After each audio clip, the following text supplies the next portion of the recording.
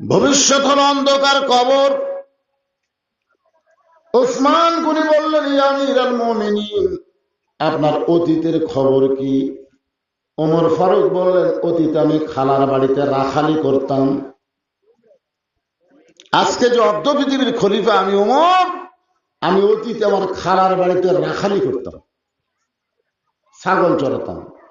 সন্ধ্যার সময় যখন ফেরত আসতাম, খালা আমার কান ধরে বলতো, ওমর কয়টা ছাগল নিয়ে গেলে আর কয়টা ফেরত আনলেন? আমি ছাগল গুনে দিকে 2-3টা কম। আমি আবার দৌড় দিয়ে ওই ছাগলগুলো খুঁজে খুঁজে কুড়ে এনে যখন খালারে জমা দিতাম, খালা আমার মাথার চুল টেনে বলতো, ওমর যেই ভুল আজকে করেছো, এই ভুল যদি আগামীকাল করো, তোমার রাখালির চাকরি ক্যান্সেল। আমি তখন খালার পা ধরে বলতাম, খালা আমার রাখালির চাকরি ক্যান্সেল করে দিলে আমি থাকবো কোথায়, খাবো কি? একদিন যে ওমর রাখালির চাকরি রক্ষা করার জন্য খালার পা ধরে কেঁদেছে, আজকে সেই উমর অর্ধ পৃথিবীর খলিফা। এটা উমরের যোগ্যতায় নয়, এটা কেবলমাত্র আল্লাহর কোরআনের ওসিলা।